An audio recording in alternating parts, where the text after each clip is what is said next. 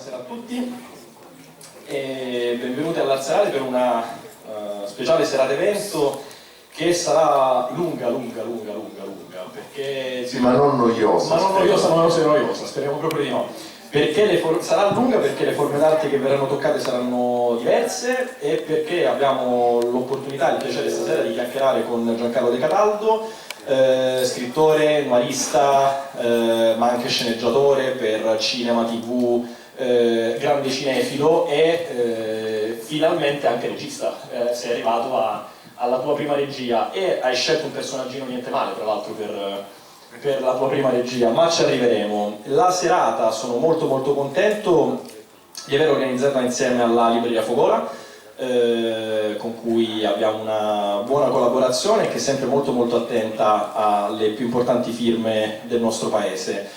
E partirei proprio da un po' di domande sull'Agente del Caos, il tuo ultimo romanzo che è uscito ad aprile scorso e che come dire, si dipana un po' come un racconto tra una Roma contemporanea e gli Stati Uniti degli anni, a cavallo tra gli anni 60 e 70, ha un protagonista, se vogliamo, se rimaniamo sul contemporaneo, un protagonista, uno scrittore che ha scritto un romanzo, un racconto, forse più che un romanzo, ecco, su questo personaggio strano, misterioso, questo J. Dark, di cui qualcosa si sa, lui qualcosa è riuscito a scoprire e poi è andato di fantasia. Poi gli arriva una telefonata da un avvocato americano che gli dice: guarda, J. Dark lo conosco bene, la storia non è questa, bravo, te ne sei occupato, complimenti, però la storia è un pochino diversa e manca qualcosa.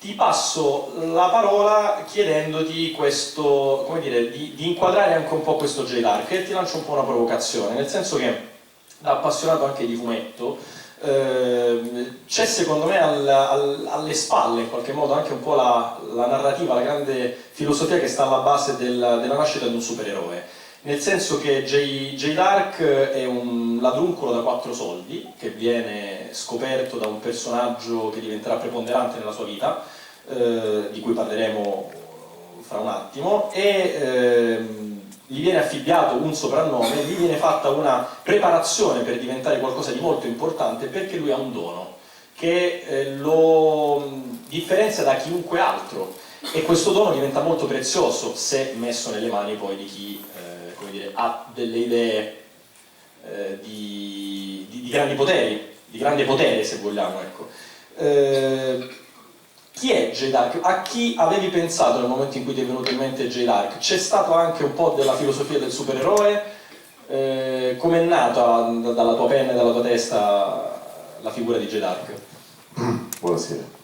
Allora, facciamo un po' d'ordine, perché sono un sacco di domande tutte insieme. Dunque, qualche anno fa un gruppo di ragazzi girò un documentario su un'operazione segreta dei servizi, appunto, dei servizi segreti americani, ma anche italiani, che si chiama Blue Moon, che consisteva nell'infiltrare agenti provocatori nei movimenti giovanili per spacciare droga. Io non ci credevo e dissi che mi sembrava, insomma, avendo vissuto negli anni 70, essendo stato giovane, negli anni 70 mi sembrava che non ce ne fosse bisogno, però in effetti poi loro mi portarono dei documenti, cominciai a studiare un po' la questione, mi imbattei in un personaggio che si chiamava Ronald Stark, che era un agente segreto americano vero. A un certo punto catturano, arrestano a Bologna questo tipo che ha un campionario di droghe, alcune completamente sconosciute, una serie di documenti veri, non falsi, che è in contatto con il governo americano, ma che nello stesso tempo è ricercato come il più grande trafficante di LSD del mondo, che parla 13 lingue, che vive sotto diverse, almeno 20 identità contemporaneamente in varie parti del mondo. È un personaggio assolutamente affascinante che entra in contatto con le Brigate Rosse, ma nello stesso tempo un confidente dei carabinieri, che è coinvolto secondo alcune informative nel caso Moro, che a un certo punto viene liberato perché, scrive il giudice che lo libera, ha fornito prove di appartenere a un servizio a noi vicino, e sparisce dalla circolazione. Quando anni dopo torniamo ad occuparci, ne arriva un certificato di morte piuttosto sospetto, cioè improvvisamente è morto. Allora ho immaginato, mi sono documentato, ho letto molti siti inutili, cioè molti siti complottisti, sapete, quelli convinti che l'11 settembre si era fatto il Mossad, quelli che l'uomo non è mai andato sulla Luna perché è tutta una montatura della CIA, quelle che noi, girate da Kubrick, quelle che noi discendiamo da degli enormi rettili piumati che sono scesi con un'astronave sulla Terra, infatti si vede, cioè Peter Colosimo, perché in quegli anni c'era, ecco. Però ci sono anche robe molto serie, atti della magistratura, inchieste, relazioni della commissione stragi, l'archivio Cipriani, cioè c'è un po' di roba insomma seria. Allora ho inventato questo personaggio di agente provocatore, ho scritto un piccolo romanzo che si chiama Blue Moon e poi ho deciso di non pubblicarlo, ce l'ho, sta nel mio computer, e di fare il gioco dello scrittore che ha scritto il romanzo a cui arriva questo avvocato americano e diceva.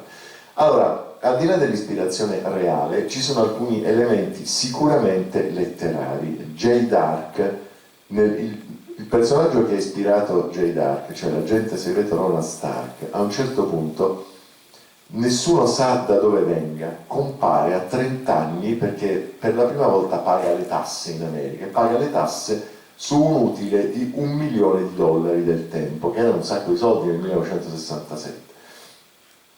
Che pare si sia fatto, secondo le leggende che racconta lui, perché nessuno ha mai ricostruito realmente la sua biografia, si dice che sia figlio di un nazista passato con gli americani, si dice che sia discendente di una grande famiglia di petrolieri, si dice che sia un agente segreto già dall'età di 20 anni, si dice che sia un ricco arabo figlio di uno sceicco, o si dice che sia un piccolo pregiudicato reclutato dai servizi segreti ai tempi di Kennedy. E io ho scelto questa storia per giustificare un doppio percorso, un percorso di, un percorso di formazione, un classico romanzo di formazione, no? Anche se è un romanzo di formazione criminale, ma insomma è un ragazzo che cresce. Ma un ragazzo che cresce con delle distorsioni, perché è comunque un predestinato. Qual è il dono? Il dono è che i doni sono due in realtà.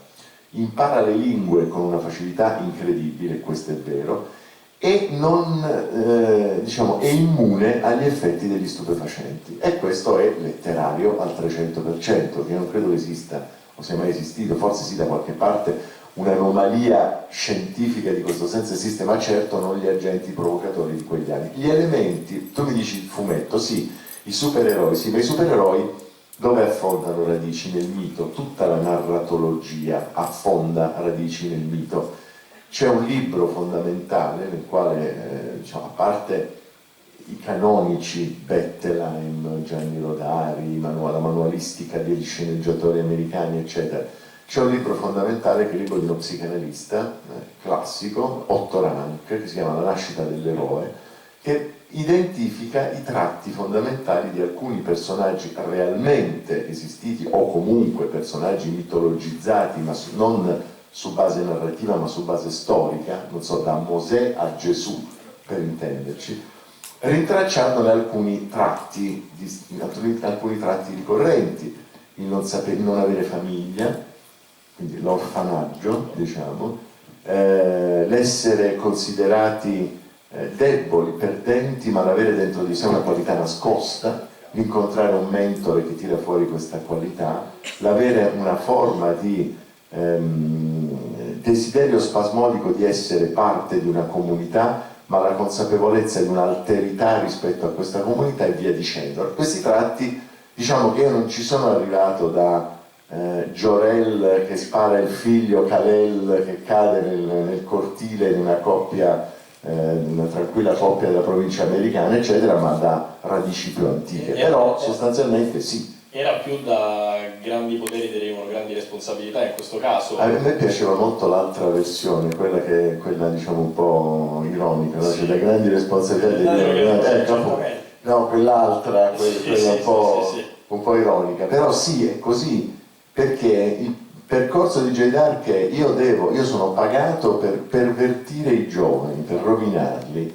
Nello stesso tempo però ho un fortissimo desiderio di essere come loro, perché questi si divertono, si sballano, sognano di cambiare il mondo, e a me tutto questo è proibito. Nello stesso tempo è un dono, ma è una maledizione.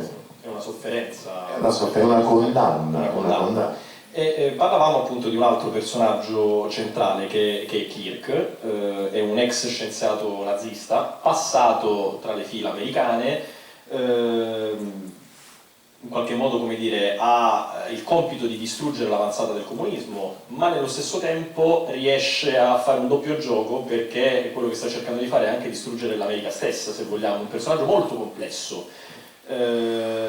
È un demiurgo, è uno scienziato pazzo, è un sognatore? Che cos'è realmente Kirk? Ma guarda, io ho la versione che voi leggete è credo l'8ª o la 9ª versione di questo romanzo. In genere la gestazione di miei romanzi è abbastanza complicata, io non riesco a scriverli in 21 giorni come fanno alcuni miei fortunatissimi colleghi, buona la prima, cioè insomma, mi torturo abbastanza sulle cose che scrivo. In questo romanzo ci sono voluti 2 anni, sono state scritte scalette, versioni innumerevoli, c'è una versione che contiene Blue Moon, c'è una versione che contiene tutte le avventure di Jay Dark in Italia, invece il romanzo finisce con Jay Dark che arriva in Italia, quindi non lo sappiamo cosa fa in Italia, lo sappiamo dall'eco del racconto dello scrittore che ne parla con l'avvocato Flint, ma non lo vediamo in presa diretta. Una cosa invece è sempre stata certa: Kirk è un personaggio che sta sul confine tra il true believer, cioè colui che crede nella sua missione, e l'agitatore anarchico. Da un lato c'è una mia ricorrente concezione del potere come il potere ha una base fondamentalmente anarchica, agitata, caotica. Il grande vecchio di Romanzo criminale fa esattamente questo ragionamento, cioè governare il disordine, usare il disordine per governarlo e per governare. Kirk è un'evoluzione, un passo avanti. Se io avessi scritto questo romanzo 30 anni fa non avrei avuto dubbi a raccontare i bravi ragazzi e i cattivi servizi segreti che li bruciano. Oggi la vedo in modo un po' più complicato, nell'evoluzione che ha accompagnato noi tutti in quest'ultimo scorcio del Novecento e nei primi anni del XXI secolo.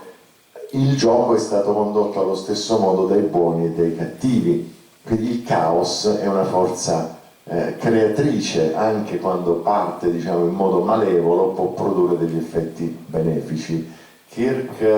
La frase di Kirk è: per dovere io semino il panico nelle fila del nemico, ma quando mi voglio divertire lo semino tra le mie fila, del mio amico.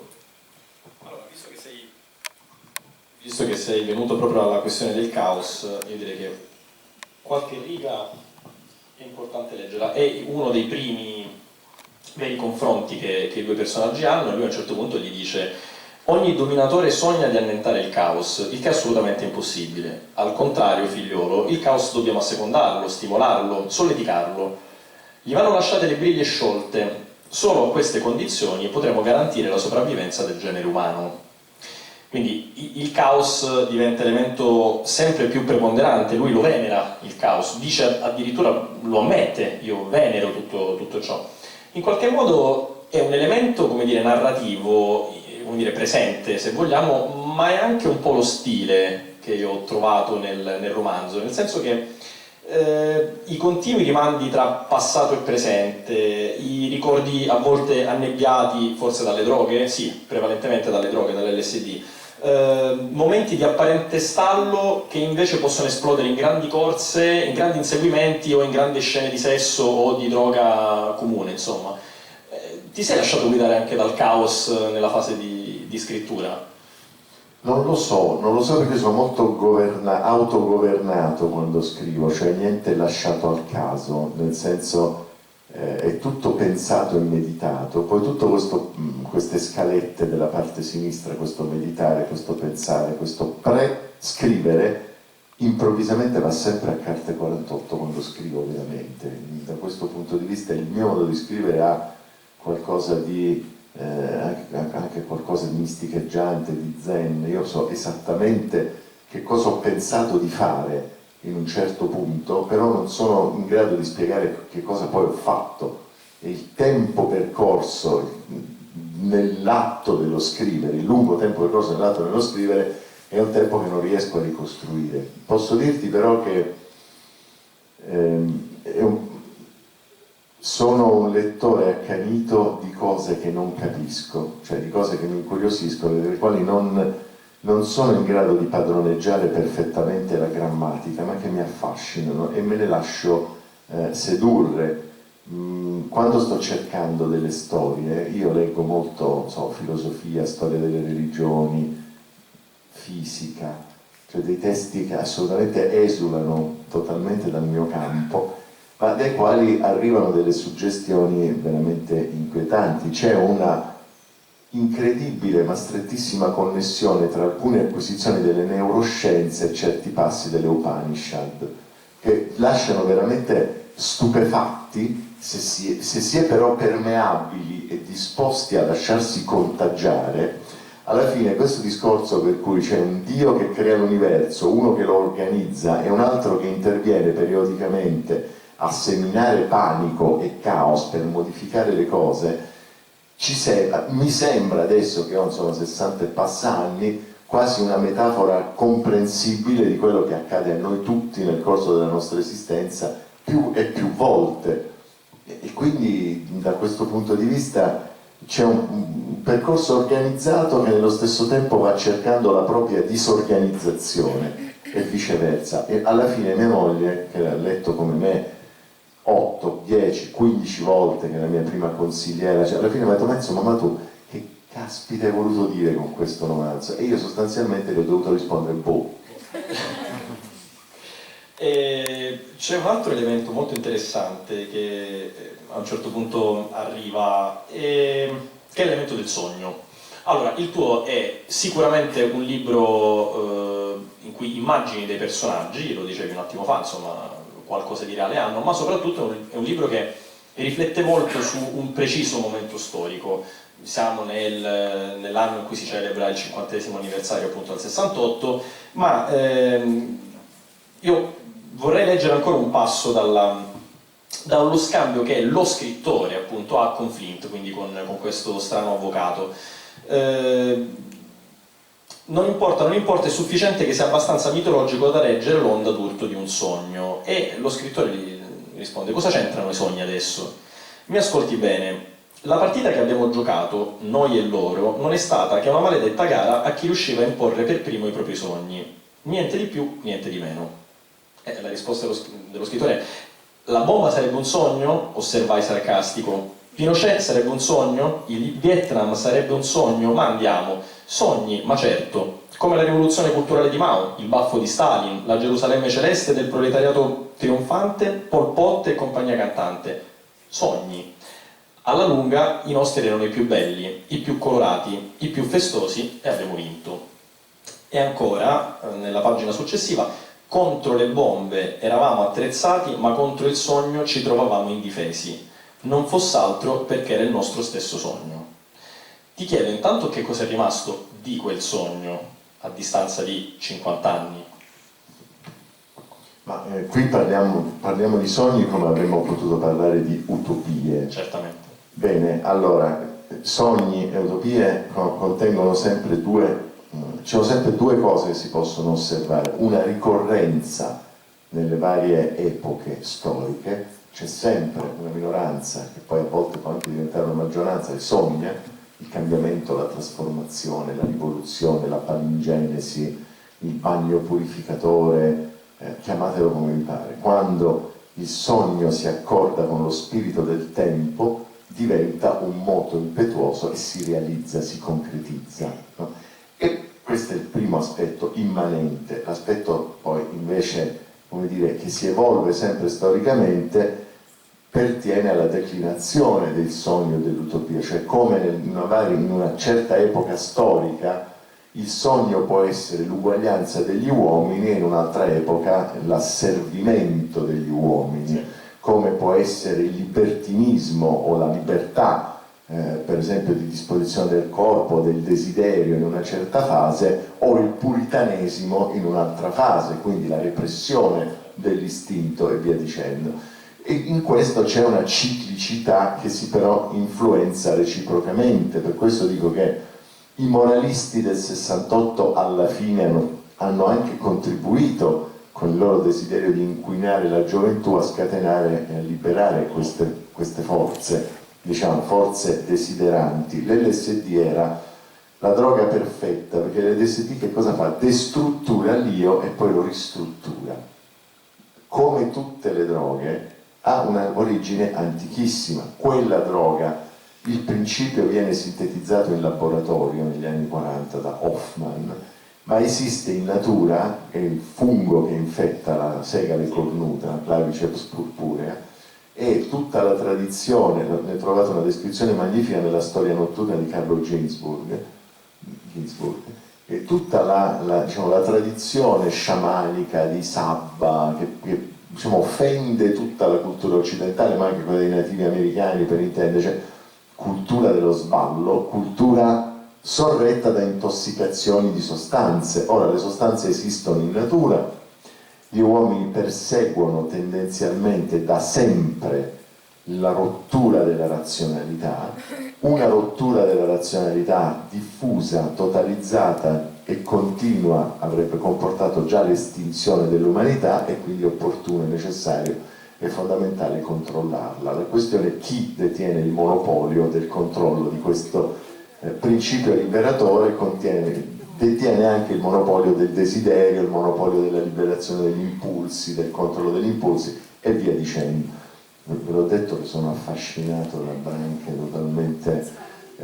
totalmente divergenti. A un certo punto la coscienza della forza devastante del mito fa irruzione anche nella filosofia più storicistica e più ancorata al dato economico che il Novecento e l'Ottocento e il Novecento avessero prodotto, cioè la filosofia marxista. A un certo punto la cultura di sinistra conosce prende questa violenta sbornia e gli arriva tramite due canali fondamentalmente: un canale autorevole che è la scuola di Francoforte e un canale minoritario ma molto avanzato che sono i situazionisti francesi, la società dello spettacolo di Debord, eccetera, ma non diventano mai egemoni.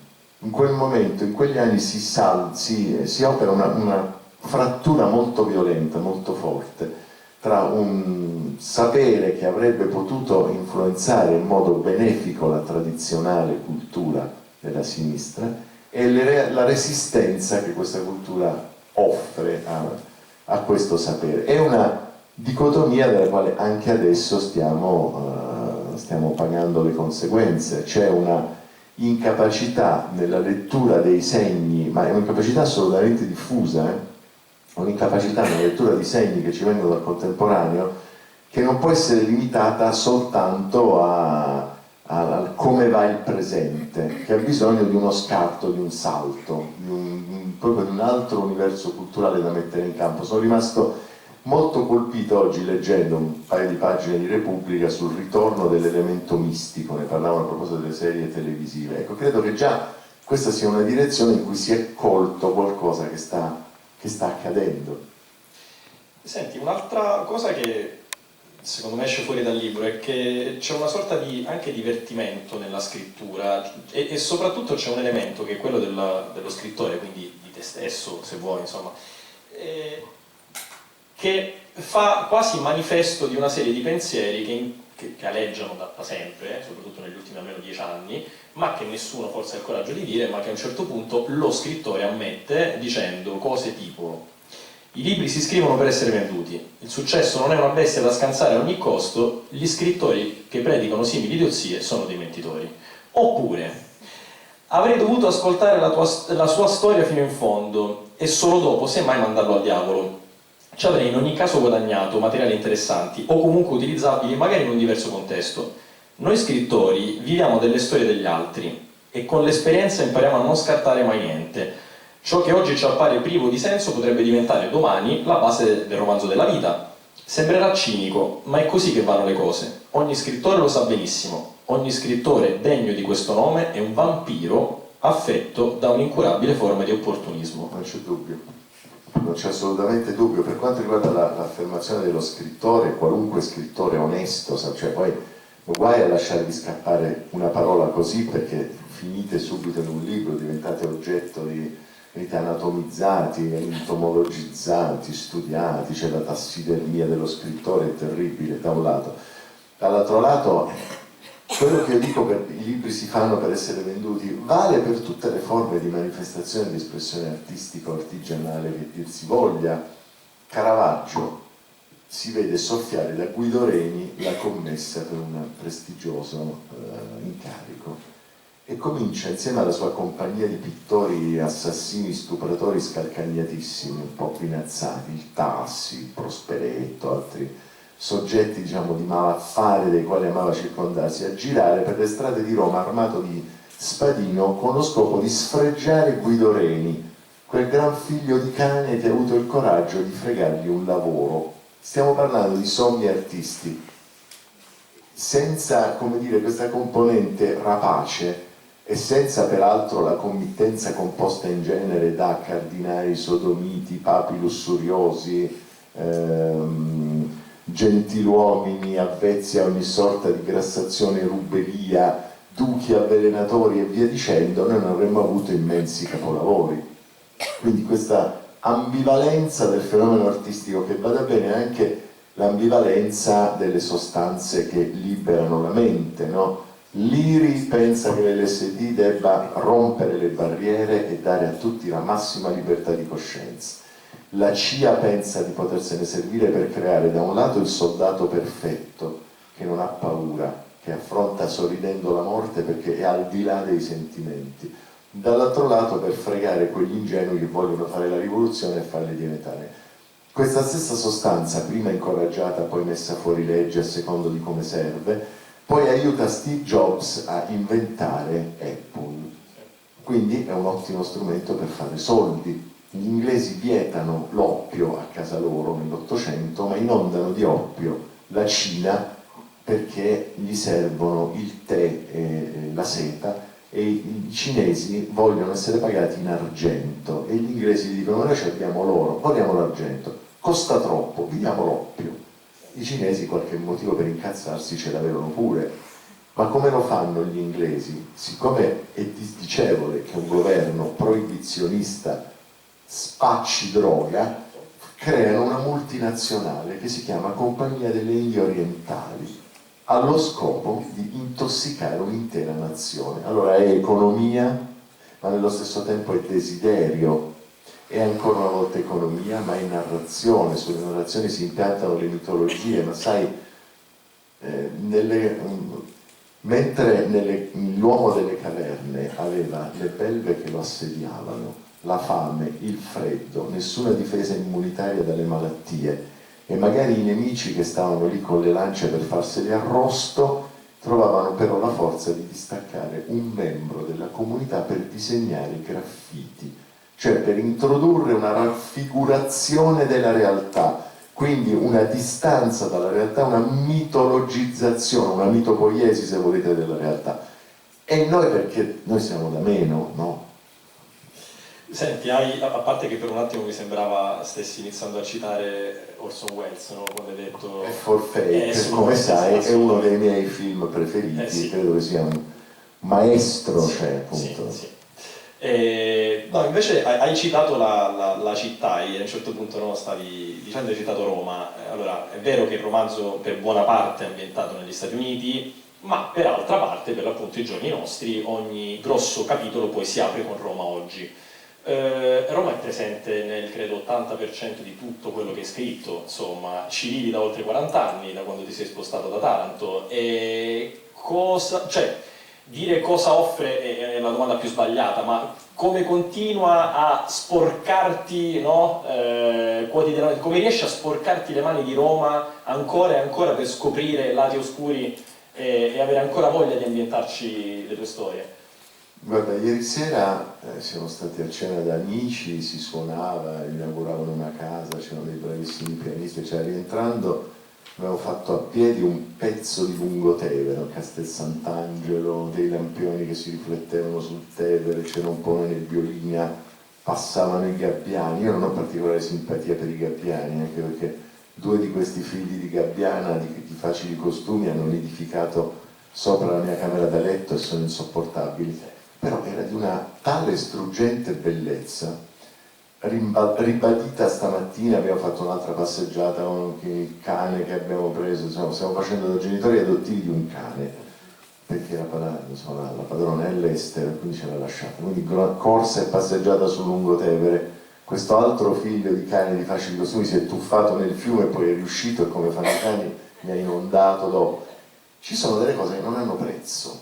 Allora ci sarà sicuramente nel nostro DNA un segmento che matcha con un altro segmento e fa sì che un essere umano si innamori di una città piuttosto che di un'altra. Intanto io mi sono innamorato più della città in cui sono andato a vivere che di quella in cui sono nato, ma non mi sento colpevole di questo, sono assolutamente contrario, come dire, alla legge della servitù della gleba, per cui tu sei nato in quella mattonella e quella mattonella è la tua destinazione per tutta l'esistenza. Certo hai qualcosa dentro, ma poi per il resto, a vederla razionalmente, Roma è una città sporca, caotica, a volte invivibile, esasperante, popolata da una plebe terribile e da una borghesia forse ancora peggiore, non parliamo poi dell'aristocrazia.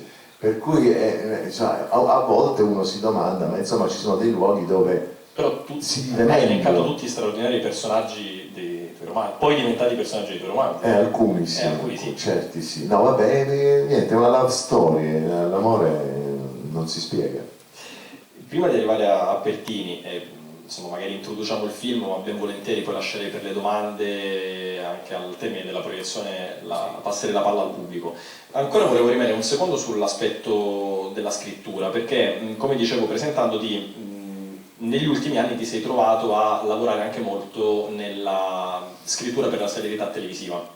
Allora, la prima domanda che ti faccio a bruciapelo è se credi anche tu, come tanti critici negli ultimi anni hanno scritto, che la serialità si sia ormai imposta come una nuova forma di letteratura, cioè sia la letteratura degli anni 2000. Sono totalmente d'accordo nella misura in cui, come si diceva negli anni 70, nella misura in cui il cinema neorealista italiano è stata la grande letteratura italiana che ha costruito il grande romanzo nazionale italiano che non esisteva in Italia, no? Esistevano letterature parziali.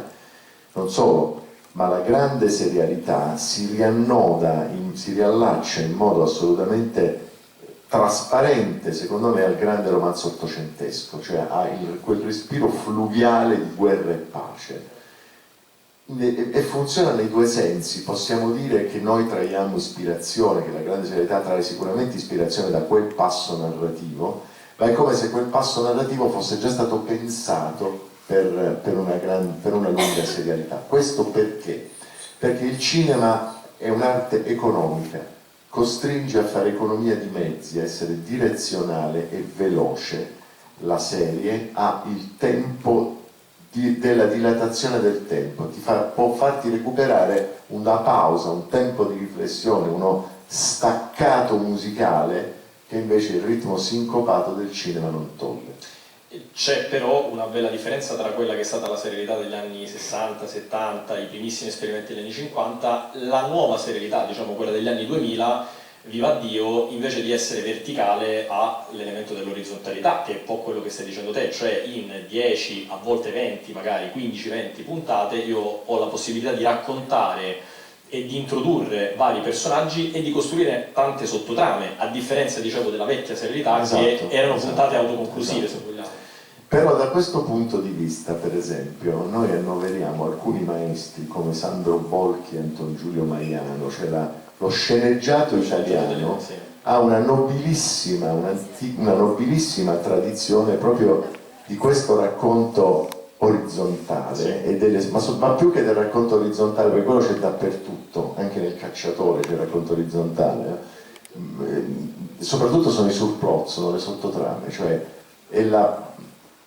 un film che si ispirasse ai demoni di Dostoevskij dovrebbe naturalmente saltare tutta la parte delle lunghe discussioni degli accademici su cosa sia il nichilismo, su quale sia il limite, cioè diciamo il cotè teorico nel quale pesca Stavrokin, mentre in una serialità quella è la benzina che sorregge poi la forza del carattere quando lo vedi in azione. E come scrittore, come dire, l'esperienza di scrittura per la TV e quindi per le stagioni anche abbastanza lunghe, perché sia Romanzo Criminale che Suburra, insomma, erano svariate. A te narratore, a te scrittore, romanziere, cosa ti hanno portato in più? Cosa ti hanno aggiunto? Beh, a volte si vince, cioè il Romanzo Criminale sono stato molto più attivo e presente in Suburra, per esempio, questo perché insomma, allora, le serie sono gioco di squadra, quindi devi mettere in campo il tuo romanzo non sarà mai trasposto sullo schermo, è una cosa completamente diversa. A quello che a me piace in questo momento della mia vita è ideare delle serie, avere i progetti, non mi interessa neanche tanto scriverle, cioè scrivere la sceneggiatura, quanto impiantare, cioè avere l'idea e pensare di riuscire a realizzare appunto un progetto che ha 30-50 puntate, girano in 190 paesi del mondo come Suburra, perché uno perde il fiato, dice però per la miseria, io ho capito la potenza immensa che aveva questo linguaggio guardando Heimat di Reitz, noi lo guardavamo al cinema negli anni 90, in puntate, ed era una lezione vera di cinema. Io sono 25 anni che cerco di vendere a qualcuno l'Heimat italiano, cioè grandissimo racconto generazionale, trasversale, che abbracci una città di identità operaia e una del terziario, dalla caduta dal 25 luglio fino al giorno d'oggi, tutti i cambiamenti, ma non ci sono ancora riuscito. Veniamo a Pertini, così lasciamo poi parlare le immagini. Un progetto che arriva dall'omonimo tuo testo di un po' di anni fa, sempre Il combattente era, un progetto che arriva da distante, nel senso che già nel 2005-6 sì, era in testa e che poi negli ultimi 2 o 3 anni ha iniziato a vedere la luce fino al prime time di Sky di ieri, sì, in occasione del 2 giugno, e che prende vita attraverso varie forme, perché quello che gli spettatori stanno per andare a vedere è un documentario, un biopic un po' sui generis, un viaggio, anche lì, un viaggio, sì, se vuoi generazionale, perché insomma è anche una grande lezione ai giovani di oggi, soprattutto quella, in cui troveranno dentro immagini di repertorio, animazione, insomma tanta musica, tanta musica, e da lì poi dopo mi farebbe piacere ripartire. Perché un film su Pertini? Beh, io sono figlio di socialista, mio padre era socialista, mia mamma era democristiana, mio padre era socialista. Nel Salento da cui veniva, e noi andavamo a passare l'estate, c'erano sempre questi discorsi su ma come salviamo, c'erano questi vecchietti, mio padre no, insomma gli zii, le cose c'erano all'uso meridionale l'estate dopo questi pranzi estenuanti, insomma uno dormiva 3 ore proprio perché era sfinito dal cibo, con la canottiera e il sandalo e i calzini, giocavano a stoppa, ricominciavano a bere birra o vino rosso alle 5 di pomeriggio dopo essersi appoggiati 3 ore. Io ero ragazzino e li sentivo che parlavano di come salvare l'Italia. E i nomi che ricorrevano erano quelli dei socialisti, quelli erano socialisti sostanzialmente. Erano socialisti perché i comunisti, quelli sono cattivi perché sono servi di Mosca. I democristiani, quelli sono melliflui e traditori perché sono servi del Papa. Il socialismo è l'unica, poi c'erano i fascisti, ma quelli non venivano manco presi in considerazione. E quindi questo era un personaggio mitologico che girava. Quando Pertini fu eletto Presidente della Repubblica, facevo l'aspirante giovane giornalista in una radio romana, mi feci la passeggiata insieme a Pertini, diciamo, tra le ali di folla che Pertini prese in contropiede tutti, partì da Fontana di Trevi, essendo a piedi al Quirinale con disperazione, di tutto, ma col Presidente, e mi ricordo che c'erano questi americani che dicevano ma chi è quello? Dicevano ma il Presidente, ma quello è un vecchietto, non è un vecchietto, ma state tranquilli che... E quindi per tutta la presidenza di Pertini, cioè, voi mettete, era il 1978, io avevo 22 anni, in quell'anno fu rapito e ucciso Aldo Moro, il Presidente Leone si dimise, c'era il rischio dell'impeachment, o meglio del processo alla Corte Costituzionale. Il 25 aprile si svolsero a Roma delle manifestazioni tristissime sotto la pioggia, con la città in stato d'assedio. Noi studenti venivamo regolarmente fermati e perquisiti. Quando leggo, sento da qualche parte la situazione, l'Italia non ha mai visto niente come in questi giorni, ma di cosa stiamo parlando? Signori, noi abbiamo avuto Piazza Fontana, Brescia, il sequestro e l'omicidio di Aldo Moro e degli uomini della scorta, Falcone e Borsellino, la strage di Bologna, il generale Dalla Chiesa, cioè abbiamo avuto delle tragedie immense che avrebbero spezzato democrazie molto meno fragili della nostra, in quel momento, con una classe politica ridotta ai minimi termini, con la gente con la bava alla bocca per strada, con l'idea sempre sullo sfondo di questa spallata rivoluzionaria, la classe politica inventa, tira fuori dal cappello questo coniglione che tutti non possono fare a meno di amare, ma per un semplice motivo, perché Pertini è un uomo che non presenta se stesso con un curriculum, per intenderci, ma con la sua vita. È l'ultimo esponente di una classe che ha fatto la resistenza, che ha scritto la Costituzione, che ha fondato la Repubblica Italiana e che si assume anche la responsabilità di criticarla quando le cose non vanno bene. Quindi, al di là di questo, poi c'è, come dire, la simpatia umana. Chi l'ha conosciuto veramente Pertini dice poi non è che fosse così simpatico, aveva un carattere terrificante, ma per un giovane che come me era, insomma, che rapporto, che fiducia poteva avere uno di 22 anni con un signore di 82 anni che vestiva con il fazzoletto nel taschino, il polsino che si vedeva, sempre impeccabile, parlava un italiano d'altri tempi. Cosa mi diceva? Cosa mi doveva dire? Mi diceva le stesse cose che diceva a Karl Lerner, che diceva a quelli del male, che diceva a Pazienza. Un grande senso di fiducia. È come se dicesse: noi vecchi abbiamo fatto un cumulo di cazzate nella nostra vita, molti di noi le hanno fatte in buona fede, fidatevi.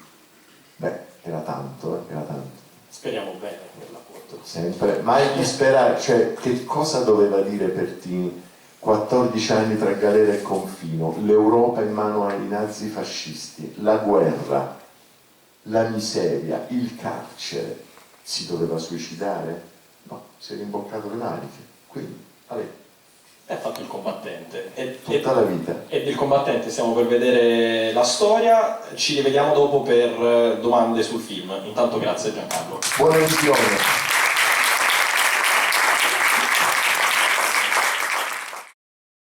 Ti chiedo quello che mi viene in mente anche per una questione generazionale. Le tavole di Andrea Pazienza, Babbo Rock degli Schiantos, ma poi Antonello Venditti, Toto Cotugno, Stella Guazzi, il Pertini Disco Dance finale, insomma. È un'icona pop, anzi è un'icona rock che abbraccia veramente intere generazioni e come lui nessuno mai. Qual è il segreto? Cioè, cosa ha avuto lui per riuscire ad abbracciare veramente epoche e generazioni così distanti? Ma tutto il film gioca intorno a questa domanda, cioè come si diventa Sandro Pertini. E se io dovessi dirti che Graziano Diana e io, dopo 12 anni, 13 anni che lavoravamo intorno al personaggio di Pertini, abbiamo una risposta, mentirei. Non lo sappiamo. Non lo sappiamo.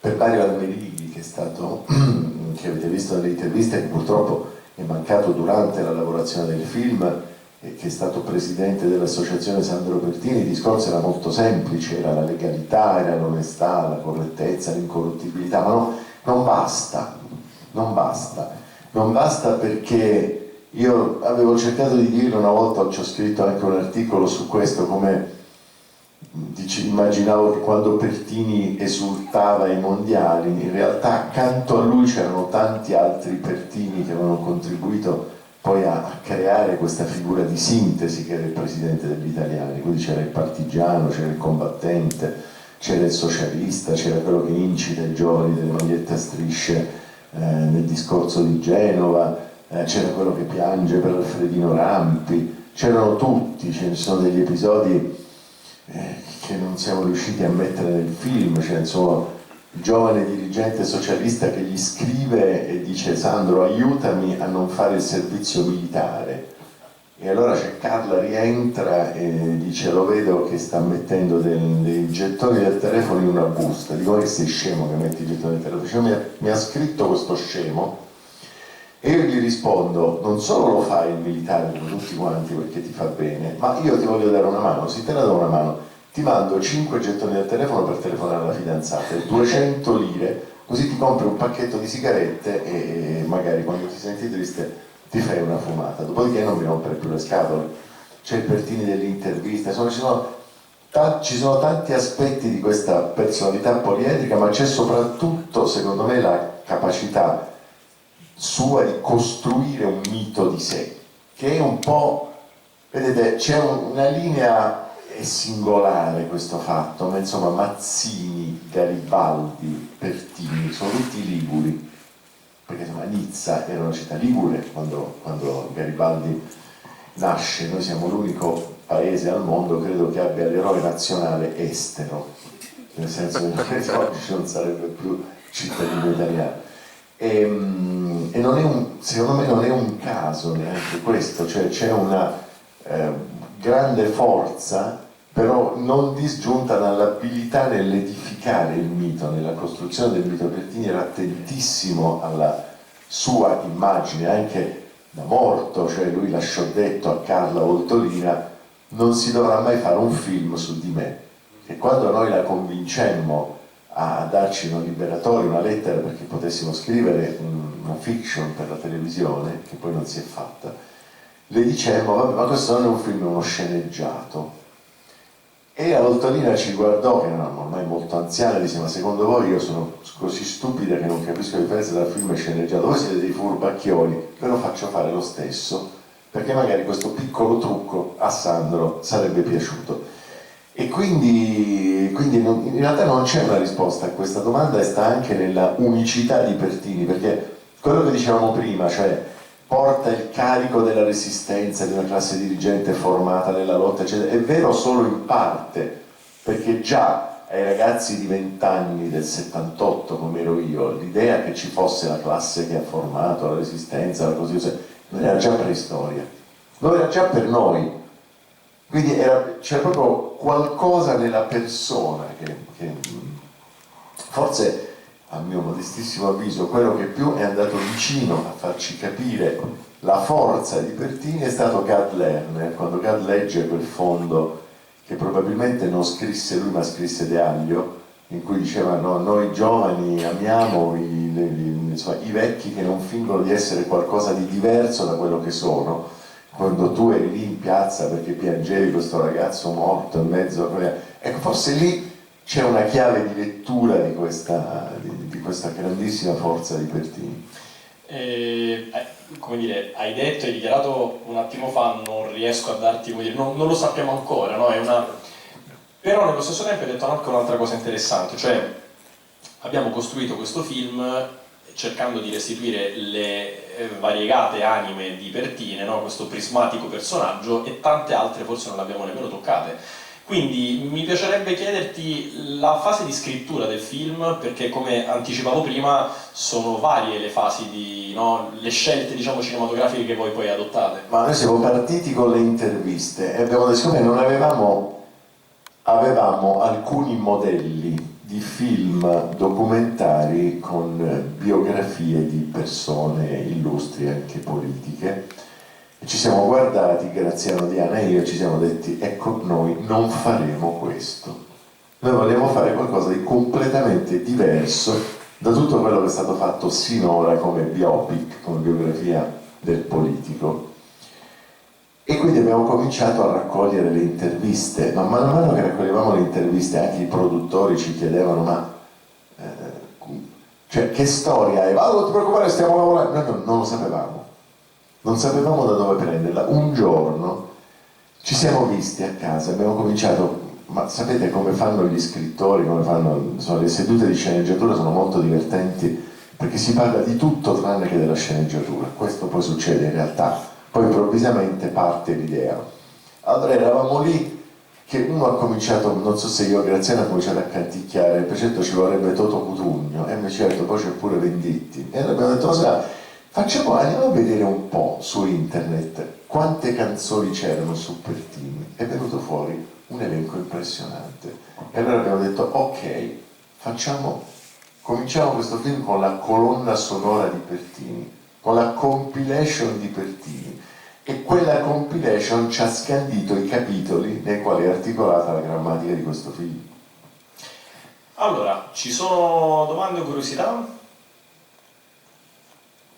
Sapete, quando ero ragazzo io a Taranto frequentavo un cineclub, il cineclub Casalini si chiamava, ed era gestito da un prete gesuita, meraviglioso educatore della gioventù, perché ci faceva vedere anche i film vietati ai minori di 18 anni, noi eravamo 16, però dicevano, ma insomma, vi dovete fare una cultura, figlioli, capito? Eccetera. E a volte portava anche dei critici cinematografici che ci spiegavano. A me 2 film mi hanno cambiato la vita, uno è Zabriskie Point e uno è La prima notte di quiete di Valerio Zurlini, che sono rimasto innamorato di questi film e appunto mi hanno cambiato la vita. Il problema era che ci voleva il dibattito alla fine, e che il dibattito si doveva concludere immancabilmente con la speranza, la parola speranza. Ora, siccome noi eravamo figli di buona donna e avevamo capito questa cosa, ragazzi del liceo, eccetera, un attimo prima che finisse il film scappavamo.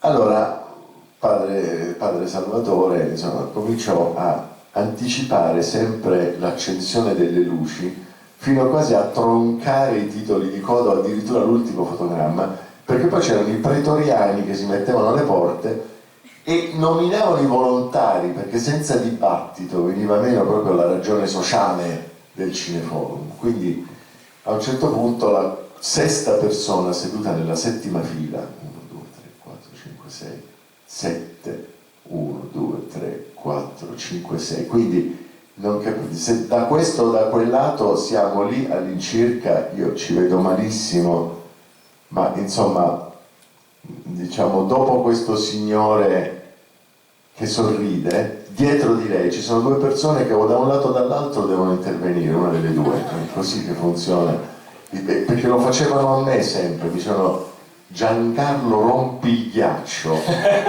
e mi raccomando la speranza, quindi uno di voi signori rompe il ghiaccio e mi raccomando la speranza. Chi di voi ha la speranza in mano? Eccolo. Oh, bene, uno speranzoso finalmente. Premetto che speravo ardentemente di vedere qualche vignetta di Andrea Pazienza, ovviamente, alla quale sono legatissimo, c'era tutta la serie della Resistenza. Mi risulta un episodio piuttosto bizzarro, ovvero che lo stesso Pazienza fu invitato al Quirinale, ovvero Pertini chiamò la redazione del Male e invitò Pazienza al Quirinale, dopodiché pare che non gli dissero nulla a Andrea Pazienza, si imboscarono poi tutti gli altri vignettisti e lui ci rimase molto. Le risulta questa cosa? Sì, girano varie versioni a proposito di questo, ma siccome non siamo riusciti a metterci, non sono riusciti loro a mettersi d'accordo su una versione attendibile, poi non l'abbiamo riportata, però è vero, Pazienza non andò a quel pranzo, anche se ci diceva poi la vedova di Pazienza che comunque si scrivevano, si telefonavano, insomma si tenevano in contatto, però a quel pranzo effettivamente Pazienza non andò, è vero, purtroppo sì. Una curiosità, nel libro Il combattente, che tra l'altro secondo me è complementare poi al film, perché nel libro nel descrivere ogni volta l'inizio possibile dello sceneggiato eccetera, c'è molto più materiale anche biografico su Pertini resistenti, Pertini che si rifiuta quando è già istituzione di salutare Marcello Guida, c'è la riflessione su tutti, tanto su voce, su tutti i fascisti rimessi, sì, certo. eccetera. A un certo momento c'è anche questa figura dei produttori che costantemente banalizzano, cioè, tant'è che alla fine sembra quasi che rinunciate a farlo, e poi invece il film c'è, e con un taglio anche che secondo me risolve alcuni dubbi che avevate nel libro su come farlo, che non sia geografico ma che parli anche altre.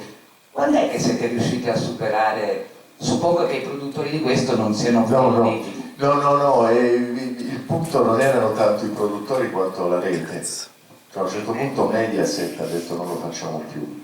E come spesso succede in Italia, chi lavora con la televisione lo sa benissimo, ti dicono a un certo punto, non ci convince la sceneggiatura, in realtà le ragioni sono sempre altre, sono produttive, ma sì, cioè a un certo punto io non credo nemmeno, non c'è stata nemmeno una censura politica, a un certo punto questi hanno detto, questo che ha fatto la guerra, e chissà ricorda, questi che hanno fatto l'antifascismo, per piacere, non so, trovatemi un fascista buono, poi ci sono polemiche, un problema, un casino. Sapete, io non l'ho detto a nessuno, ma ho ricevuto dopo il libro una lettera violentissima da un signore di idee diverse, chiaramente da quelle di Pertini, che mi ha tanto accusato di rubare lo stipendio perché dice tu invece di fare le sentenze hai scritto un libro, poi hai glorificato un personaggio che era un assassino, poi che era pazzo, e quindi insomma non dovevi farlo eccetera eccetera. Cioè, Pertini è ancora un personaggio che divide, magari adesso meno di prima, ma insomma quello che voglio dire è che un documentario come questo intanto costa molto meno di un film e molto meno di una fiction televisiva, cioè coinvolge una struttura produttiva più povera e quindi più libera. Se è più libera, è più libera anche grammaticalmente di inventarsi un racconto meno convenzionale, perché poi le preoccupazioni che ha chi gestisce una macchina produttiva come una televisione generalista, come la Rai o Mediaset, eccetera, quali sono? Qual è il nostro pubblico? Che età ha? Che cosa piace al nostro pubblico? Quante sono le donne rispetto agli uomini? Che cosa vogliono vedere di più le donne rispetto agli uomini? Dov'è la famiglia? Possibile che quest'uomo rinunci a un amore o addirittura mandi al diavolo la mamma in nome di un ideale? Questo gli italiani non lo capiscono, non lo accettano, non si può raccontare e via dicendo. Questo poi ovviamente accadeva 10 anni fa, magari adesso, il giorno in cui una multinazionale americana dovesse capire che un prodotto local come il grande presidente può diventare anche un prodotto internazionalmente appetibile perché comunque racconti un pezzo di una storia travagliata di un paese che aveva la dittatura, la liberazione eccetera, magari fanno una grande serie su Pertini e poi chiamano a scriverla uno sceneggiatore di Cleveland nell'Ohio che mette le trecce d'aglio alle finestre perché si sa che agli italiani piace l'aglio e che quando Pertini parla con la mamma gli fa dire «Ehi mamma, ho visto un contadino povero nei campi, Dio che sofferenza, preghiamo». Già pronto? Senta, vorrei sapere due piccole notizie. Se durante il periodo in cui Pertini è stato in carcere si è mai venuto a contatto con Gramsci che pure era in carcere in quel periodo. E l'altra, il fatto che Pertini scelse di non vivere mai a Quirinale, ma in una mansarda come ben sappiamo, so che aveva creato problemi al personale, insomma, che ogni volta lo doveva accompagnare dalla Quirinale a casa, un po' come Fico quando vuole andare in pullman, insomma. Beh, Pertini era un po' più discreto, nel senso che intanto è stato il primo a farlo e poi insomma sì, comunque lui lo fece questo, scelse di vivere lì e faceva dannare l'anima alla scorta, la faceva dannare per le rotture continue, cioè, il generale Ferrara che poi morì, insomma, era molto anziano, aveva più di 90 anni quando io lo intervistai, ma non si fece filmare.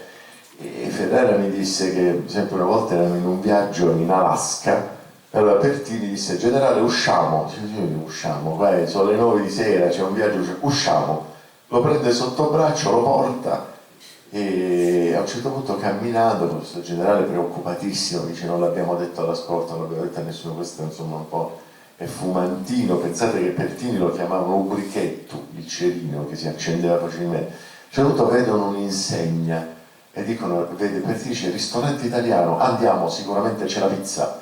E questo è riuscito a trovare il ristorante italiano che faceva la pizza Anchorage in Alaska. Quindi, insomma, però per lui rompere il protocollo aveva un senso, come dire, non è il dovere di dover rompere il protocollo perché io sono un uomo del popolo, è una cosa diversa, c'è una... Io sono Pertini, non sono uno tra i tanti uomini del popolo, sono Pertini e me lo posso permettere. Il carcere, Lui incontra Gramsci a Turi, diventano amici.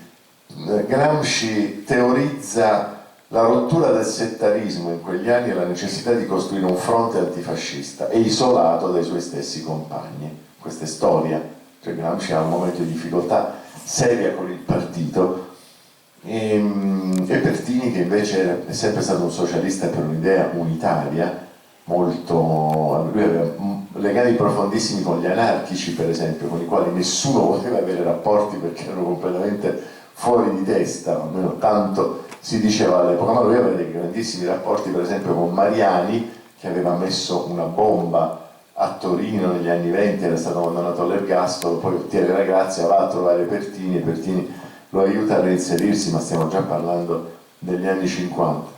E diventano molto amici. E Gramsci gli racconta una storia molto tenera, anche molto esaltante, a proposito della cultura, di quando Gramsci convince Toscanini, il grande direttore d'orchestra, ad andare a dirigere un'opera per gli operai nel capannone dell'Ansaldo.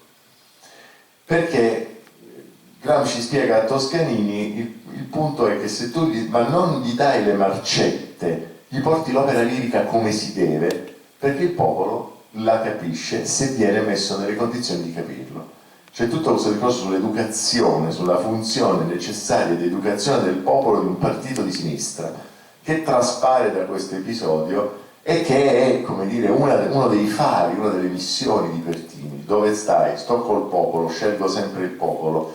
Popolo però non vuol dire una massa indistinta, vuol dire un popolo che ha la coscienza di classe. Questa è la grande differenza, se volete, tra il populismo di cui è stato accusato Pertini e di essere stato un precursore e l'attuale populismo. C'è ancora tempo per una domanda? Se si alza la mano? Si alza la mano? Ma non è che si devono fare per forza. A questo punto c'è il film, io vi ringrazio perché ringraziamo fortemente Giancarlo De Cataldo. Il libro si trova lì. Il libro si trova esattamente lì, non il libro, i libri. E Giancarlo, sei ben felice di firmare tutte le copie di questo mondo, per cui ci spostiamo di là nel foglio. Anche quelle di Pisa, più modestamente. Assolutamente sì. Grazie. Grazie a voi, buonasera.